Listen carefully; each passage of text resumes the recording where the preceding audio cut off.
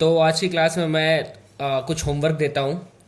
और ये जो दूसरा चैप्टर है ये ऑलमोस्ट अब अपने समापन की ओर है, ये फिनिश हो जाएगा दूसरा चैप्टर।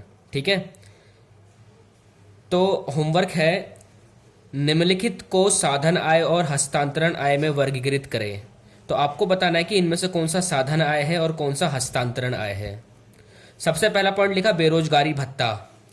बेरोजगारी भत्ता भत्ता मैं बता देता हूँ आपको होता क्या है। जैसे कई बार क्या होता है ना कि जब कभी मार्केट में रेसेशन का दौर होता है, खाली बैठे होते हैं, तो कंपनी तभी भी हमें खाली बैठने के पैसे देती है। तो आपको बताना क्या ये साधन आय होगी या हस्तांतरण आय।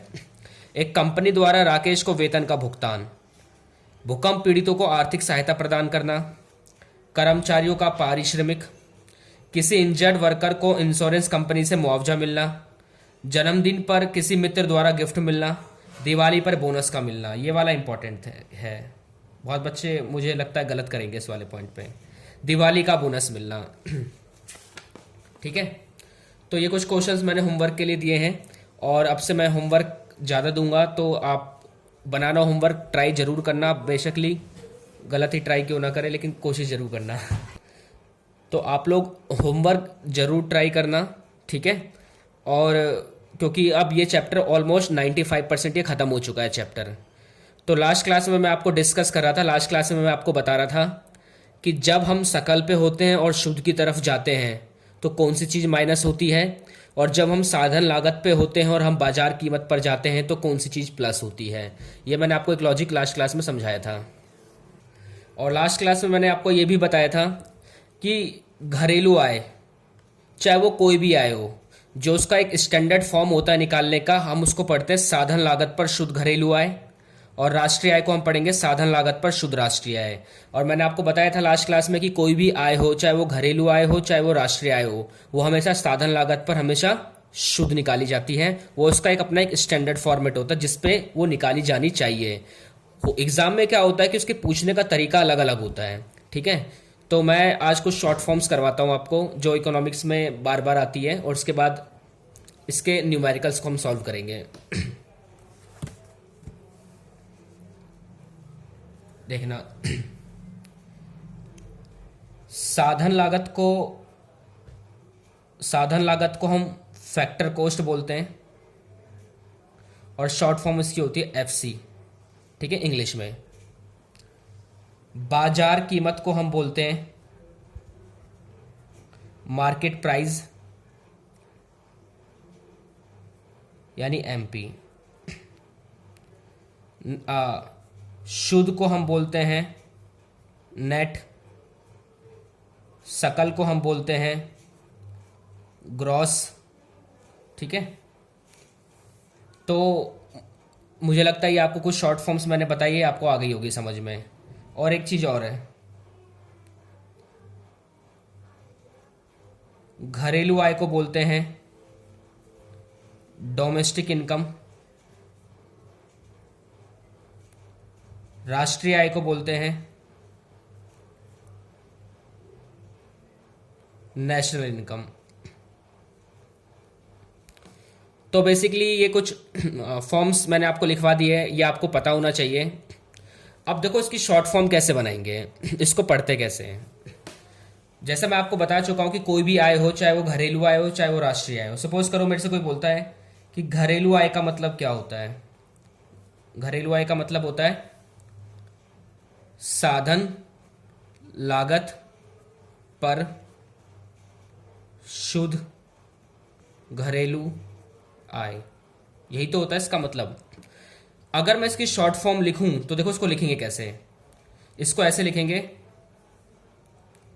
NDP at FC. अब सवाल उठता है कि इसे पढ़ेंगे कैसे और ये बना कैसे। ये देखो यहां से पढ़ना शुरू करते हैं। यहां से नंबर 1 पे इसको पढ़ा जाता है, इस पोर्शन को, फिर उसके बाद इस वाले पोर्शन को पढ़ा जाता है, और देन इसके बाद इस वाले पोर्शन को पढ़ा जाता है। ठीक है, तो एफसी का मतलब होता है साधन लागत, एन का मतलब होता है शुद्ध, डी का मतलब होता है घरेलू, और पी तो सब में कॉमन रहेगा।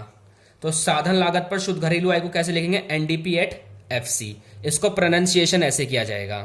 मैं एक और लिखता हूं आपके सामने, ध्यान से देखना, समझ में आ जाएगा 5 से 6 एग्जाम्पल में। अगला है साधन लागत पर शुद्ध राष्ट्रीय आय। तो देखो साधन लागत मिल गया आपको, तो यानी एफसी, ठीक है।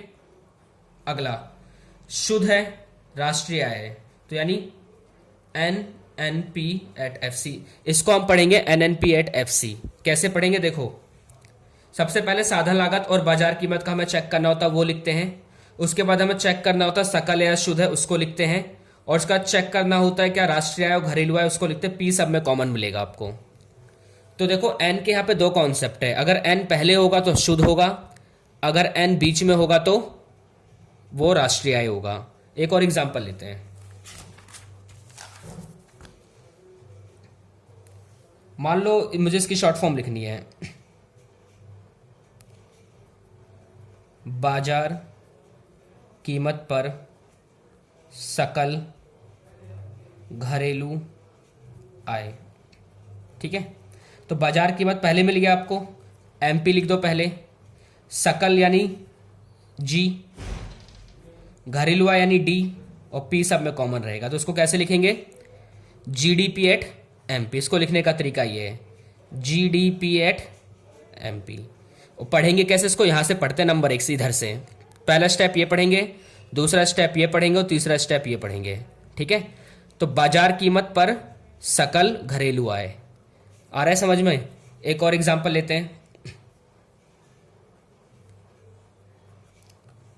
साधन लागत पर सकल राष्ट्रीय आय।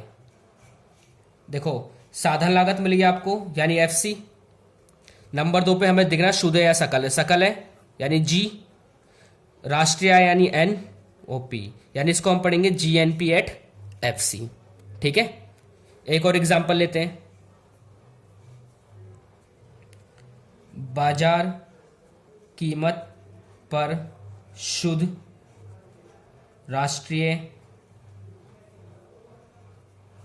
आय। अब देखो ध्यान से, तो बाजार कीमत आपको मिल गया। मैंने कहा कि सबसे पहला स्टेप आपको चेक करना है तो साधन लागत पे मिलेगा या बाजार कीमत पे मिलेगा, सबसे पहले चेक करना है। तो बाजार कीमत आपको मिल गया, एमपी लिख दो सबसे पहले, चेक करो शुद्ध है तो यानी एन पहले आ जाएगा, राष्ट्रीय आय है यानी एनएनपी एट एमपी, ठीक है। या आप शॉर्ट फॉर्म देखो, शॉर्ट फॉर्म आपको पता होना चाहिए, इसी के बेस पे क्या होता है ना, आपको कंफ्यूजन दूर हो जाएगी। क्योंकि एग्जाम में क्या होगा ना, इतना लिख के नहीं देगा ये सब कुछ, वो आपको शॉर्ट फॉर्म ही देगा वो आपको, और उसी के बेस पे आपको सॉल्व करने होंगे न्यूमेरिकल्स को। तो इसकी शॉर्ट फॉर्म जाननी बहुत जरूरी है इसके लिए, ठीक है। मान लो एक एग्जाम्पल और लेते हैं, बाजार कीमत पर शुद्ध घरेलू आय। अब देखो, तो बाजार कीमत मिल गया आपको, सबसे पहले एमपी, फिर शुद्ध यानी एन पहले आ जाएगा, घरेलू आय तो डी, और पी सब में कॉमन रहेगा। तो इसको क्या पढ़ेंगे, एनडीपी एट एमपी। तो मुझे लगता है आपको इतने सारे एग्जाम्पल कराने के बाद मुझे लगता है आपको समझ में आ गया होगा। देखो कई बार क्या होगा ना, वो आपको शॉर्ट फॉर्म दे देगा, बोलोगे इसको पढ़ेंगे। शॉर्ट फॉर्म पढ़ते कैसे, जैसे इसने लिख रखा है, मान लो एनडीपी एट एफसी, बोला इसे पढ़ के बताओ इसे पढ़ेंगे क्या। तो मैंने कहा था यहां से पढ़ना शुरू करते हैं। एफसी का मतलब क्या होता है, साधन लागत, तो लिख लो साधन लागत पर एन पहले है तो इसका मतलब शुद्ध है, शुद्ध। डी बीच में है तो डी का मतलब होता है घरेलू आय, तो लिखना घरेलू आय, ठीक है। देखो ये शॉर्ट फॉर्म जाननी जरूरी है आपको सारे टर्म्स पता होने चाहिए। एमपी का मतलब क्या होता है, डी का मतलब क्या है, एन अगर पहले है तो एन का मतलब क्या, अगर एन पहले है तो शुद्ध है, अगर एन बीच में है तो वो राष्ट्रीय आय होगा, और पी सब में कॉमन मिलेगा आपको, ठीक है।